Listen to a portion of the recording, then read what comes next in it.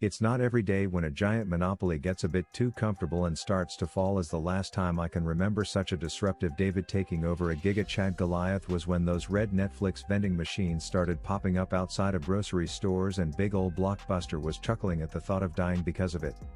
Little did they know, less than a decade later the term Netflix and chill would be the most common way to say you're doing the dirty with someone's daughter, bumping uglies in the dark, hitting that mattress bamboo, raw dogging in the old fart box. But anyways, we are at the cusp of another giant starting to fall. Twitch, the oh so famous household name when it comes to streaming, is starting to crack. Not because they are out of date and a new technology is doing their job better, but because they are greedy shit stains that have their streamers feeling like sweatshop workers logging long ass hours so Jeffy Bezos can feel up some fake knockers in his mega yacht. But even though Twitch's pockets are so deep even a carbon fiber submarine would fail at getting to the bottom of them, they've met their match because the new kid on the block has a daddy in the gambling addiction business. Kick. Being funded by online casinos, aka the backs of sick addicted poor peons chasing a payday and willing to bet the bread on their family's table to do so, is able to operate at a fat fucking loss to twist Twitch's nipples and twist them hard. They are almost acting like a spite store by trying to poach all the tip-top talent from Twitch.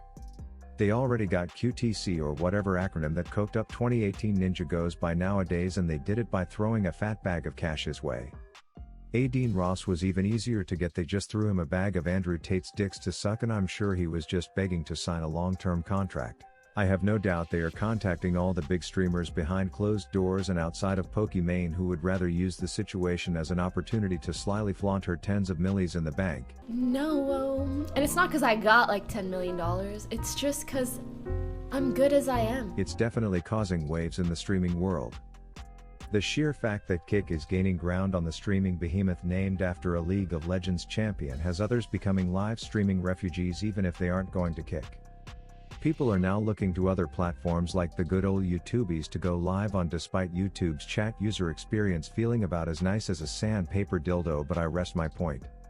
The next biggest domino to fall is this week when young Charles, this savage 5'6" sharpshooter, managed to get out of his exclusivity with Twitch's contract. He states that he's not signing with another company, but there's no doubt that a man with his size, both in viewer count and in bicep girth, is getting more streaming platforms knocking at his door than Mormons. He mentioned that Twitch was dope to deal with in proverbially taking him off of the leash, but you have to know this is a big L for the folks holding onto their Justin TV stocks.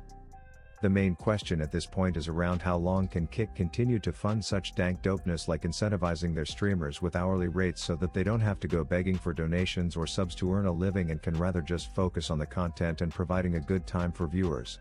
On a platform with no ads, they have to just be bleeding money, so I guess we will see how long they can continue to stir the pot while bleeding so much cash.